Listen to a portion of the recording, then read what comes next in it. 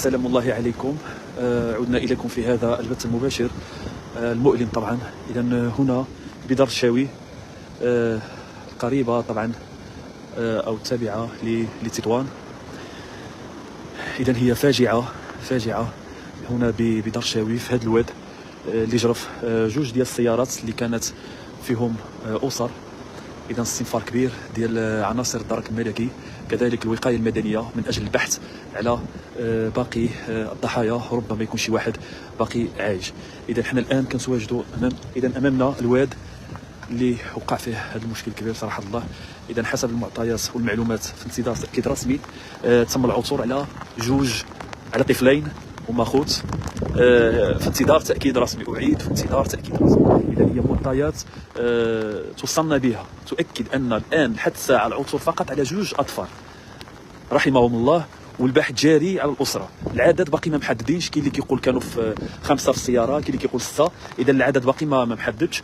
والمؤلم في هذه أن هذه الأسرة هما اللي المنازل ديالهم في دوار المنزلة تعرضت. نتوما شفتوا المشاهد في دوار المنزلة، المنازل ديالهم مشات، وقع انجراف ديال التربة. فمساكن الأسرة ديالهم اتصلت بهم قالوا لهم صافي أجيو مدينة طنجة، فهم كانوا غيغادروا دوار المنزلة في اتجاه مدينة طنجة، ولكن لا قدر الله كسب عليهم هذا الشيء في هذه القنطرة وفي هذا الواد بدار الشاوي.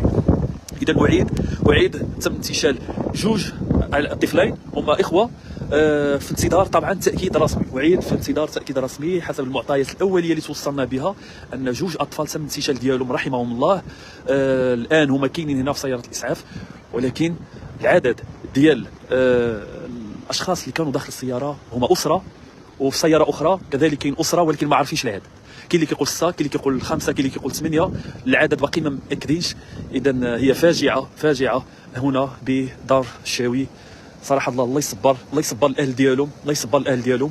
فهنا السلطات الكل كيبذل مجهودات كبيرة لعل وعسى أنهم يبانوا. إذا السيارة كذلك ما عرفناش فين كاينة. هنا الأسر ديالهم بداو كيجيو من هذا المكان.